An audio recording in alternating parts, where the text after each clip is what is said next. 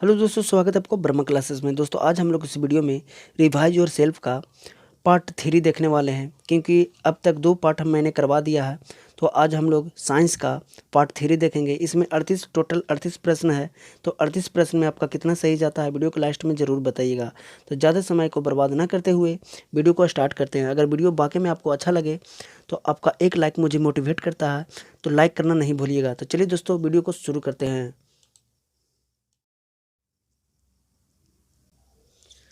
प्रश्न संख्या फर्स्ट आपको बताना है। प्रश्न संख्या फर्स्ट में क्या बोल रहा है? मानव शरीर की बृहत्तम कोशिका इस 4 ऑप्शन में से कौन है? मानव शरीर का इस 4 ऑप्शन में से बृहत्तम कोशिका बताना है। तो सबसे बृहत्तम कोशिका मानव शरीर का जो है स्नायु कोशिका है। तो इस प्रश्न का जो राइट आंसर हो जाएगा स्नायु कोशिका। तो ऑप्शन नंबर ए सही हो जाएगा।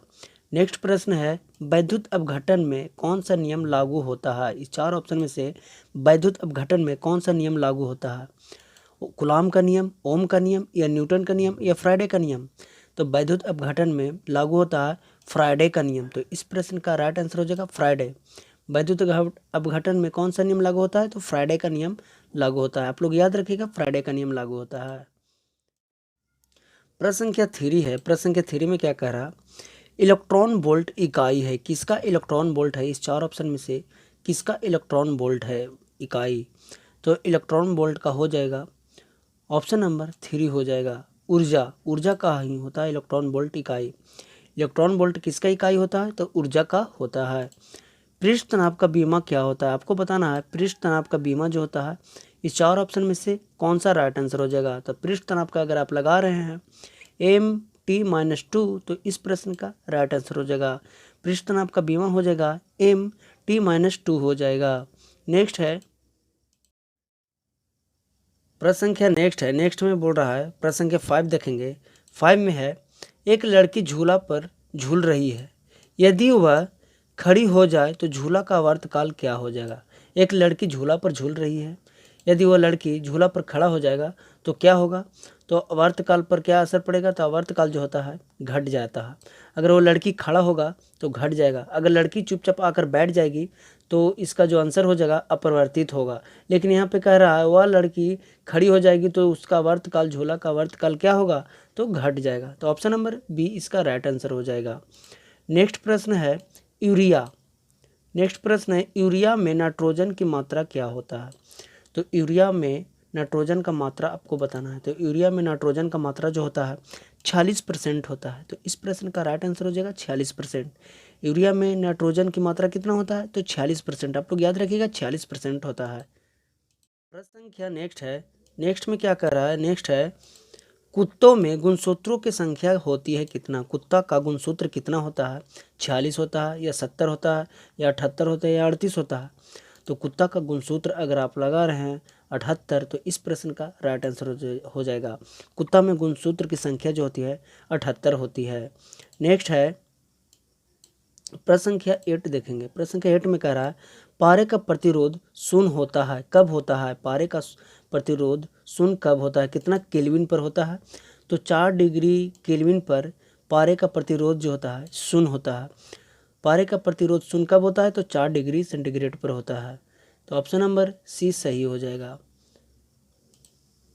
प्रश्न संख्या 9 देखेंगे। प्रश्न संख्या 9 में क्या कह रहा है? 9 है, मेथेनॉल को क्या कहते हैं? आपको बताना है मेथेनॉल को इस 4 ऑप्शन में से किसको क्या कहते हैं? तो वुड एल्कोहल कहा जाता है। मेथेनॉल को वुड एल्कोहल के नाम से भी जाना जाता है। तो इस प्रश्न का राइट आंसर हो जाएगा वुड एल्कोहल। नेक्स्ट प्रश्न है। नेक्स्ट प्रश्न में है, साधारण लोलक के समय को दुगना करने के लिए धागे की लंबाई क्या होनी चाहिए? साधारण लोलक के समय को दोगुना करने के लिए धागे की लंबाई क्या होनी चाहिए? आधी होनी चाहिए, दोगुनी होनी चाहिए, 4 गुनी होनी चाहिए, या 6 गुनी होनी चाहिए? तो धागे की साधारण लोलक की समय को दोगुना करने के लिए धागे की लंबाई को 4 गुनी होनी चाहिए। तो इस प्रश्न का राइट आंसर हो जाएगा 4 गुनी होनी चाहिए। साधारण लोलक के समय को दोगुना करने के लिए धागे की लंबाई को 4 गुनी होनी चाहिए। तो इस प्रश्न का राइट आंसर हो जाएगा ऑप्शन नंबर सी। प्रश्न संख्या नेक्स्ट है। प्रश्न संख्या नेक्स्ट में है, प्रत्येक 1 डिग्री सेंटीग्रेड ताप बढ़ाने पर वायु में ध्वनि का वेग बढ़ता है कितना मीटर पर सेकंड बढ़ता है? प्रत्येक 1 डिग्री सेंटीग्रेड ताप बढ़ाने पर वायु में ध्वनि का वेग बढ़ता है जो 0.6 मीटर पर सेकेंड बढ़ जाता है। 1 डिग्री सेंटीग्रेड ताप बढ़ाने के लिए वायु का जो वेग है 0.6 मीटर पर सेकेंड बढ़ जाता है। तो इस प्रश्न का ऑप्शन नंबर ए सही हो जाएगा। मानक दाब होता है कितना होता है, आपको बताना है मानक दाब कितना होता है। तो मानक दाब होता है पारे का 760 mm होता है। तो इस प्रश्न का ऑप्शन नंबर बी सही हो जाएगा। पारे का 160 मिलीमीटर होता है। तो ऑप्शन नंबर बी सही हो जाएगा। प्रश्न देखेंगे, नेक्स्ट प्रश्न है 13 में है, जब प्रकाश वायु से कांच में जाता है तो क्या होगा। जब प्रकाश वायु से कांच में जाएगा तो क्या होगा, तरंगदैर्घ्य बढ़ती है, तरंगदैर्घ्य घटती है, आवृत्ति बढ़ती है या कोई नहीं। तो अगर आप लगा रहे हैं तरंगदैर्घ्य घटती है तो इस प्रश्न का राइट आंसर हो जाएगा। जब प्रकाश वायु से कांच में जाती है तो तरंगदैर्घ्य जो है घट जाती है। तो ऑप्शन नंबर 20 सही हो जाएगा। नेक्स्ट है प्रश्न संख्या 14 देखेंगे। प्रश्न संख्या 14 में है, एस्कॉर्बिक एसिड किस विटामिन का नाम है। एस्कॉर्बिक एसिड जो है किस विटामिन का नाम है। तो एस्कॉर्बिक एसिड जो है विटामिन सी का रासायनिक नाम है। तो इस प्रश्न का राइट आंसर हो जाएगा विटामिन सी। ध्वनि किस रूप में यात्रा करती है, आपको बताना है ध्वनि जो है किस रूप में यात्रा करती है।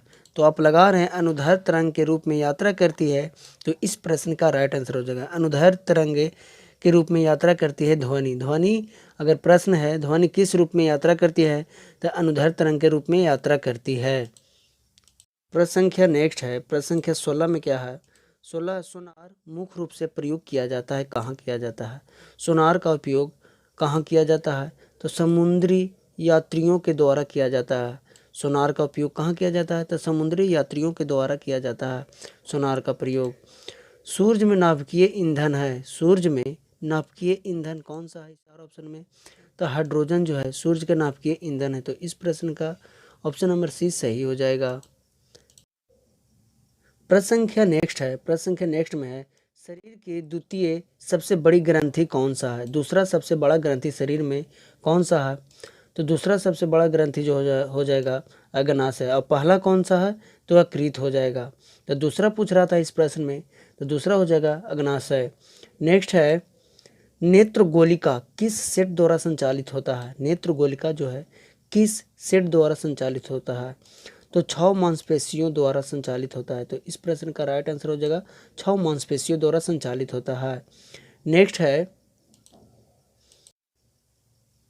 सभी अम्लों में सबसे अधिक समान तत्व होता है, कौन सा होता है। सभी अम्लों में कौन सा तत्व जो है अधिक होता है, तो इसमें हो जाएगा हाइड्रोजन। हाइड्रोजन जो है सभी अम्लों में विद्यमान होता है। तो इस प्रश्न का राइट आंसर हो जाएगा हाइड्रोजन। ऑक्सीकरण को किस रूप में परिभाषित किया गया है। नेक्स्ट प्रश्न था, ऑक्सीकरण को किस रूप में परिभाषित किया गया है। तो ऑक्सीकरण को परिभाषित किया गया है इलेक्ट्रॉन की हानि द्वारा परिभाषित किया गया है। तो इस प्रश्न का राइट आंसर हो जाएगा इलेक्ट्रॉन की हानि। ऑक्सीजन को किस रूप में परिभाषित किया जाता है, तो इलेक्ट्रॉन की हानि द्वारा परिभाषित किया जाता है। नेक्स्ट है, अम्ल का स्वाद कैसा होता है। अम्ल का स्वाद जो होता है कैसा होता है, तो अम्ल का स्वाद जो होता है खट्टा होता है। तो इस प्रश्न का राइट आंसर हो जाएगा खट्टा। अम्ल का स्वाद कैसा होता है, खट्टा होता है। नेक्स्ट है, प्रकाश वर्ष इकाई है। प्रकाश वर्ष किसका इकाई है, दूरी का, तीव्रता का, समय का या वेग का। तो प्रकाश वर्ष जो इकाई है दूरी का सबसे बड़ा इकाई है। प्रकाश वर्ष जो है दूरी का सबसे बड़ा इकाई है। तो ऑप्शन नंबर ए सही हो जाएगा। नेक्स्ट है, 1 जूल बराबर कितना होता है। 1 जूल बराबर कितना अग्र होता है, तो 10 के पावर 7 अग्र होता है। तो इस प्रश्न का राइट आंसर हो जाएगा 10 के पावर 7 अग्र। प्रश्न था 1 जूल बराबर होता है तो 10 के पावर 7 अग्र होता है। प्रश्न संख्या नेक्स्ट है, नेक्स्ट में है, पिंड का भार शून्य नहीं होगा। किस स्थिति में पिंड का भार जो है शून्य नहीं होगा, तो इसका जो राइट आंसर हो जाएगा स्वतंत्र गिरने के दौरान जो होता है पिंड का भार कभी शून्य नहीं हो सकता है। तो पिंड का भार शून्य नहीं हो सकता है, तो स्वतंत्र गिरने के दौरान नहीं हो सकता है। नेक्स्ट है, वर्षा की बूंद किसके कारण गोलाकार होता है। वर्षा की बूंद किसके कारण गोलाकार होता है? तो पृष्ठीय तनाव के कारण ही वर्षा की बूंद जो होती है गोलाकार होती है। तो इस प्रश्न का राइट आंसर हो जाएगा पृष्ठ तनाव।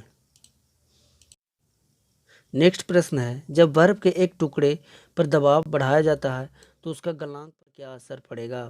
जब बर्फ का एक टुकड़ा पर दबाव बढ़ाया जाता है तो उसका गलनांक पर क्या असर पड़ेगा? तो उसका गलनांक जो है घट जाएगी। तो इस प्रश्न का राइट आंसर हो जाएगा घट जाएगी। जब बर्फ के टुकड़ों पर दबाव बढ़ाया जाता है तो उसका गलनांक घट जाता है। नेक्स्ट प्रश्न है, आग पकड़ने के लिए कौन सा फाइबर न्यूनतम प्रवृत्ति की होती है? प्रश्न संख्या नेक्स्ट है, आग पकड़ने के लिए कौन सा फाइबर जो है न्यूनतम प्रवृत्ति क्या होती है? इस चार ऑप्शन में से सबसे कम आग किस में पकड़ेगा? तो सूती कपड़ा में सबसे कम आग पकड़ेगा। तो इस प्रश्न का राइट आंसर हो जाएगा सूती कपड़ा। नेक्स्ट है, नॉन स्टिक रसोई के बर्तन पर किसकी परत होती है?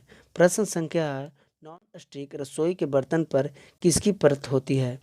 तो परत होती है टेफ्लॉन का होता है। तो इस प्रश्न का राइट आंसर होगा टेफ्लॉन। नेक्स्ट प्रश्न है, कौन सी धातु नाइट्रिक अम्ल द्वारा प्रभावित नहीं होती है? नेक्स्ट है, कौन सी धातु जो है नाइट्रिक अम्ल द्वारा प्रभावित नहीं होती है? इस चार ऑप्शन में से जो कौन सी है जो नाइट्रिक अम्ल द्वारा प्रभावित नहीं होती है? तो सोना जो है प्रभावित नहीं होता नाइट्रिक अम्ल से, लेकिन ब्रोमीन, तांबा, पारा जो है नाइट्रिक अम्ल से प्रभावित होती है और काला हो जाती है, लेकिन सोना जो है नाइट्रिक अम्ल का इस पर कोई प्रभाव नहीं पड़ता है। तो इस प्रश्न का राइट आंसर हो जाएगा सोना। निम्नलिखित में से किसे भारी जल कहा जाता है? इस चार ऑप्शन में से भारी जल आप किसको कहिएगा? तो ड्यूटेरियम ऑक्साइड को D2O को भारी जल कहा जाता है। तो इस प्रश्न का राइट आंसर हो जाएगा बी। प्रश्न संख्या 32 है। प्रश्न संख्या 32 में क्या है? लाफिंग गैस आप इस चार ऑप्शन में से किसे कहिएगा? लाफिंग गैस किसको कहा जाता है? तो लाफिंग गैस कहा जाता है नाइट्रस ऑक्साइड को कहा जाता है, नाइट्रस ऑक्साइड को। लाफिंग गैस है इसमें से, तो नाइट्रस ऑक्साइड को लाफिंग गैस कहा जाता है। नेक्स्ट है, प्रश्न संख्या नेक्स्ट में है 33 देखेंगे। 33 में है, NaOH सूत्र वाले यौगिक का नाम क्या है? NaOH सूत्र वाले यौगिक का नाम क्या है? तो कास्टिक सोडा नाम है इसका। क्या कहते हैं? कास्टिक सोडा कहा जाता है। NaOH का सूत्र है, कास्टिक सोडा का ये सूत्र है। तो ऑप्शन नंबर ए सही हो जाएगा।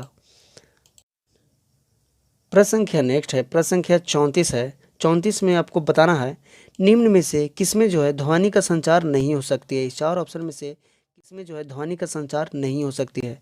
तो निर्वात में ध्वनि कभी नहीं संचरण कर सकती है, कभी नहीं चल सकती है। तो निर्वात में, तो ऑप्शन नंबर इसका सी सही हो जाएगा। लेकिन इस्पात में, वायु में, पानी में ध्वनि चल सकती है, लेकिन निर्वात में ध्वनि का संचारण नहीं हो सकता है। तो option number C right answer हो जाएगा।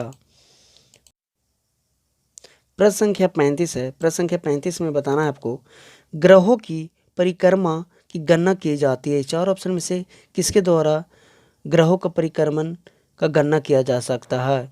तो इस प्रश्न का राइट आंसर हो जाएगा डॉपलर प्रभाव द्वारा ग्रहों का परिक्रमा की गणना की जा सकती है। तो ऑप्शन नंबर सी सही हो जाएगा। ग्रहों का परिक्रमा की गणना की जा सकती है, डॉपलर प्रभाव द्वारा किया जा सकता है। प्रश्न संख्या 36 है। प्रश्न संख्या 36 में है, मानव शरीर में धमनियों का कार्य क्या होता है? शरीर में धमनियों का कार्य क्या होता है आपको बताना है। तो इसका जो कार्य होता है, हृदय से रक्त को लाना ही इसका कार्य होता है। धमनियों का कार्य क्या होता है? तो हृदय से रक्त को लाना धमनियों का मुख्य रूप से कार्य होता है। तो इस प्रश्न का राइट आंसर हो जाएगा ऑप्शन नंबर सी। नेक्स्ट है,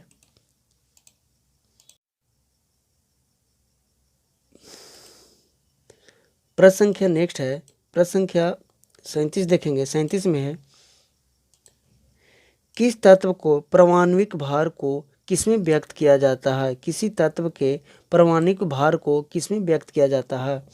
तो परमाणविक भार को व्यक्त करने के लिए परमाणु द्रव्यमान इकाई का प्रयोग किया जाता है। तत्व के परमाणविक भार किसमें व्यक्त किया जाता है? तो परमाणु द्रव्यमान का इकाई में व्यक्त किया जाता है। प्रश्न संख्या लास्ट देखेंगे, तापमान को कितना कम कर देने पर सभी गैस जो है शून्य आयतन घेरेगी? तो सभी आयतन शून्य आयतन घेरेगी। -273 डिग्री सेंटीग्रेड पर घेरेगी। इसी को परम शून्य ताप कहा जाता है। -273 डिग्री सेंटीग्रेड को परम शून्य ताप कहा जाता है। तो ऑप्शन नंबर इसका सी सही हो जाएगा। तापमान को कितना कम कर देने पर सभी गैस जो है शून्य आयतन घेरेगी, तो -273 डिग्री सेंटीग्रेड घेरेगी। तो उम्मीद करते हैं दोस्तों आप लोग को वीडियो पसंद आया होगा। अगर पसंद आए तो वीडियो को लाइक कीजिएगा, अपने दोस्तों का शेयर कीजिएगा। आपका एक लाइक मुझे मोटिवेट करता है, तो मोटिवेट करने के लिए आप प्लीज़ लाइक कीजिएगा। और दोस्तों अगर आप मेरे चैनल पर नए हैं तो चैनल को सब्सक्राइब कर लीजिएगा। आपको साइंस में 38 प्रश्न में कितना सही गया आप ज़रूर बताइएगा। तो चलिए दोस्तों नेक्स्ट वीडियो मिलते हैं, तब तक के लिए थैंक यू, बाय बाय।